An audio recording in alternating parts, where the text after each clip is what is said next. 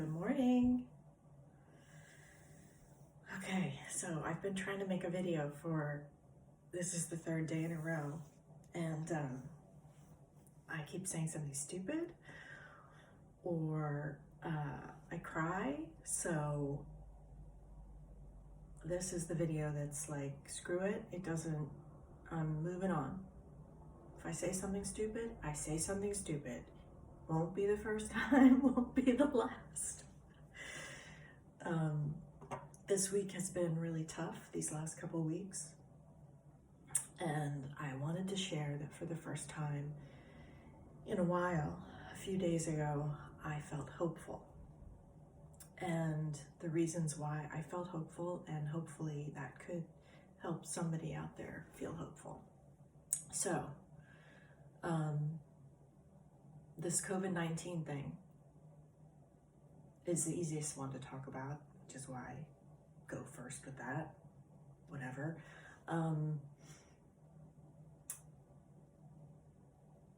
It's awful. It's a virus. We've faced viruses before. We will face viruses again. We will figure out how to deal with this thing. We faced the flu virus. Now there's a shot. We go get a shot every year, right before flu season. And we all go get that shot, not just because our kids are with us and we have to set a good example. We all go get that shot because we don't want to get the flu virus. And we don't want to die from it, which can happen. So they're going to come up with something. I don't know when, but they're going to come up with something because we're very smart people and people figure this stuff out. We faced viruses in the past. I watched The Normal Heart on HBO with Mark Ruffalo. He's so awesome as an actor. He plays a gay man so wonderfully. That's an example of something stupid. I would say to myself, that's dumb. Let's turn off the video. Rewatching it, I'll probably laugh, but oh my God, he plays such a beautiful gay man. He's also doing this other thing on HBO called What I Know for Certain, What I Know for Sure, I don't know. Oh my God, it's so depressing. But in that, he plays himself, or not himself, he plays the character, and then he plays the character's twin psycho brother, who's like 50 pounds heavier and a wacko, and you cannot even tell it's the same guy. So, tangent, I'm looking forward to the finale of that show because hopefully I'm going to learn something profound. It's so depressing, this show. So depressing. This guy, I just literally want to, I don't know how he goes on in life. I don't know how he goes on. So I'm hoping that the finale is like something life-altering message I receive, because I've invested so much time in this show and his life is so depressing. Tangent. I watched The Normal Heart, and it's about the AIDS crisis. Coming back to virus, we've faced viruses in the past. It's about the AIDS crisis in the 80s in New York City, and gay men trying to sound the alarm bells about AIDS and how it kills us, and not us, the gay man, the gay male community, and them not getting any attention or traction, or nobody that seemed to want to talk about it because it was mostly a gay virus, a virus that was transmitted in the gay community that now is an everybody virus. But hopeful people have figured out how to deal with it. It no longer kills everyone that gets it. There are medications that people take that have HIV, that keep them from getting AIDS. There are medications that people take that mean that they can live a normal, happy life with this virus. So we face viruses. We got this virus. We don't have all the answers, we don't have all the solutions, but it is what it is, and we just have to deal. There's no going back to normal. So get yourself up and deal with it. Figure out what that means for you. So, virus, easier thing to talk about. The other thing is racism and all the awful things that have gone on in the past week or two, and all the rallies and protests. And I kind of put my head in the sand a little, and I go, okay, I'm just gonna wait till this ride's over, this wave is over, because I don't know how to deal.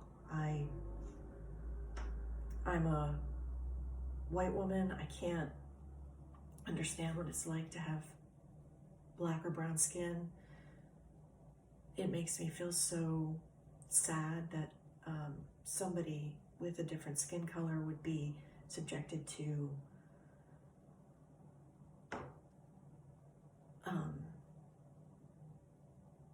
fear, pain, just because of the color of their skin. That just is so wrong. It's just wrong. So I have a lot of fear about it.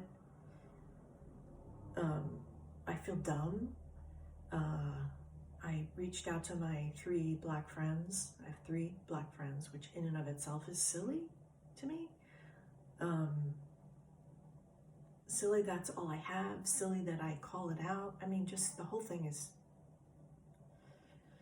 But they're wonderful people. And I reached out to all of them and I said, how are you doing?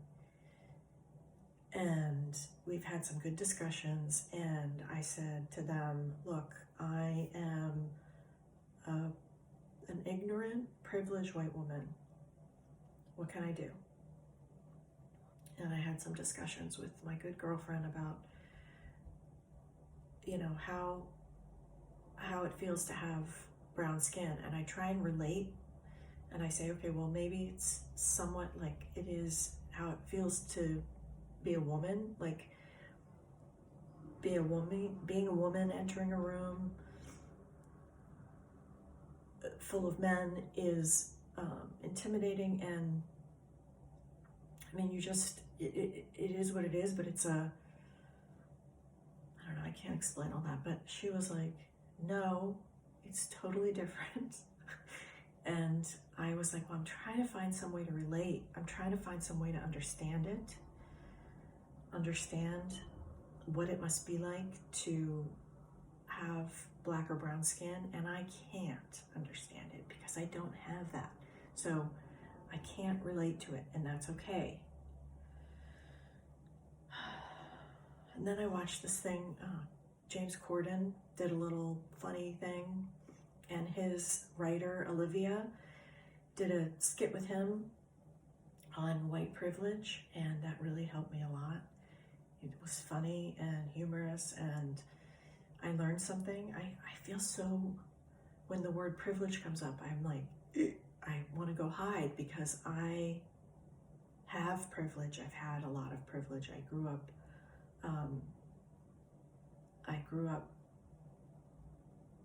spoiled girl. And I was born into that family. I got the benefits of having money. And I feel bad about it. It's like, okay, that's just what it was. That's just how it is. Like, don't feel bad about it. Be happy that that's the way it is and the way it was, and move forward. And if you feel bad or guilty, then do something about it. I think that's like the other piece of hope that I got. And I go round and round, and I don't have a direct point, and I know that's so frustrating to my husband. But I promise it's coming.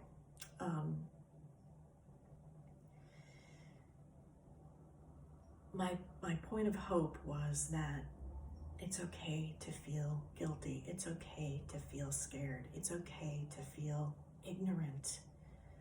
All of those feelings need to propel us forward. And that was my point of hope. That instead of going and hiding and waiting for everything to be over, take those feelings and move forward. And that made me feel so hopeful. It's okay to feel stupid. It's okay to say something stupid. It's okay.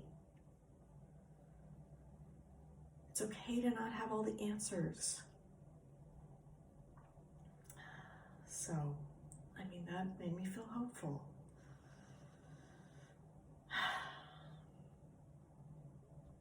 The point of this James Corden thing was, he was saying he felt bad for having white privilege, and he didn't totally understand what it was. And she said, okay, let's educate you.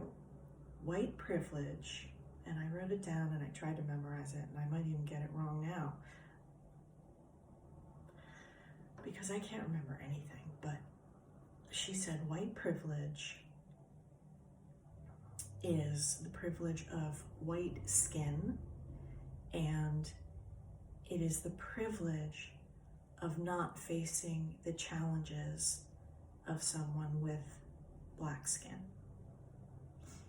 And I went, aha, okay, I get that. That makes sense. That makes sense to me. And it's so clear, and it wasn't saying that, I mean, I could go on and on, but the whole point is that life is challenging, life is hard, life is difficult. We all face challenges. I've faced stuff that nobody knows that I faced or thinks that I faced. And I know that other people face things that are awful, and there's no way to like equate what you faced or what I faced. We all face challenges, but there's no way that I can understand the challenge it is of going through life with black or brown skin, because I don't have it. And that's okay. But I also have to understand that having white skin affords me protection from going through some challenges that black and brown skin people have, that I don't have and I won't ever have. And that's just wrong. It's just sad, and we just need to work on fixing that. And I don't have the answers, but it's just important to talk about it and talk about how you might be, like myself, an ignorant white person. I mean, all of that is okay, but now is the time to say, this is what I am, and I need to take all of that uncomfortableness and fear and anger and make a change. And I started with my family. When all of this racial tension recently started happening, and the videos and George Floyd, and I mean, when all of it started happening, I just kind of like shrunk in and hid a little bit and didn't talk to my family about it, because I want to shield my kids from pain. I want to protect them from ever having to feel anything that is at all painful. And I know that's like job number one of a parent, but it's also like job number one of a parent to teach them these things and help them navigate through the world, because life is going to be full of those painful moments. So me hiding and not talking about it is me just not being a good parent. But we have talked about it, and the reason we talked about it is so brilliant and wonderful in and of itself. My daughter came to me and said, I'm going to go to a Black Lives Matter rally tomorrow at 9:30. And I was like, okay, well, I guess we got to talk about it because she's 13 and does like Black Lives Matter, does she even know what that means? Do I even know what that means?